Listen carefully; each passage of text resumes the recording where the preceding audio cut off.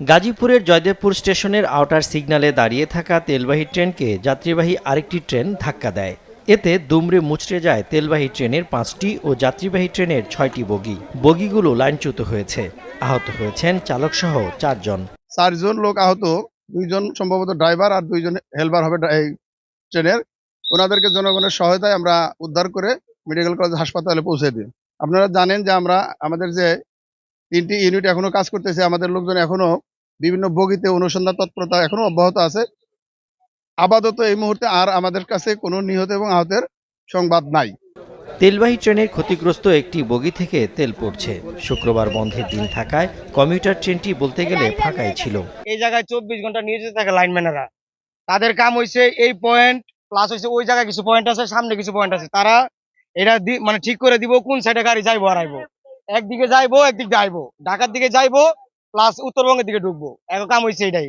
আজকে তারা কি ঘুমায় আসছিল? লাইনম্যানের দোষ। গাড়ির তো লাইন তো দুইটা, না, একটা এদিকে আসছে, একটা ঢাকা সাইড আছে, ঢাকাতে মাল গাড়ি আসছে, আর হলো উত্তরবঙ্গ থেকে এটা ঢুকছে। দিকে পরে গাড়ি তো পয়েন্ট দিব না, পয়েন্ট এক লাইন দিয়ে রাখছে দুইটা স্যার, দেওয়ার পর এই দুর্ঘটনা করছে। দুইটা এক লাইন উঠে গেছে গাড়ি একবারে। এটা খুব খারাপ অবস্থা, ভাগ্য বলা যাত্রী আসছিল না। আর লাইনম্যানেরা মানে এটার ভিতরে আসছিল, মানে ঘরের ভিতরে, আর এদিকে ডাইরেক্ট ট্রেন আইছে। ডাইরেক্ট আই যে সঙ্গে ড্রাইভারে দেখছে মানে মালগাড়ি খাড়ায় রইছে, মানে লাইনের ভিতরে, মানে মালগাড়ি লাইনে 2 নম্বর লাইনে ঢুকে গেছে। পরে ড্রাইভারে খাড়াইয়া গেছে, এই ড্রাইভার পরে খাড়াইয়া যাওয়ার পরে ব্রেক ধরছে, পুরো ফুল ব্রেক ধরনে পরে আলগা হস্তে করে লাগাই দিছে। লাগাই দেওয়ার পরে মানে সবাই যার মতন বাক হয়ে গেছে, খালি মানে 2 ড্রাইভারের একটু আহত হয়েছে।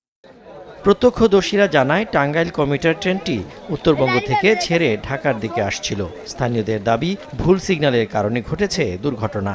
রেল লাইনটাকে সচল করি, তারপর আমরা তদন্ত কমিটি গঠন করেছি। অতিরিক্ত জেলা ম্যাজিস্ট্রেট গাজীপুরকে প্রধান করে দেখবে যে আসলে কি কারণে এই দুর্ঘটনাটি ঘটলো, যাতে ভবিষ্যতে এটি না ঘটে। এতে যদি কারো গাফিলতি থাকে অথবা কোনো টেকনিক্যাল ফল্ট থাকে, সব বিষয়ে আসলে ব্যবস্থা গ্রহণ করা হবে।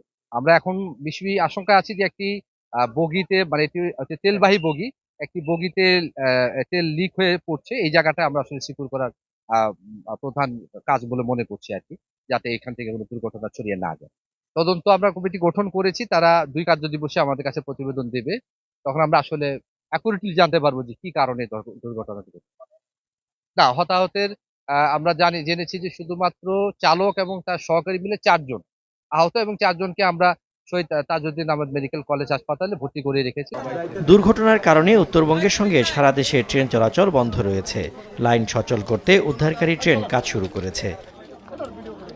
দুর্ঘটনার কারণ অনুসন্ধানে রেলের পক্ষ থেকে 5 সদস্যের তদন্ত কমিটি ও জেলা প্রশাসনের পক্ষ থেকে 3 সদস্যের তদন্ত কমিটি গঠন করা হয়েছে।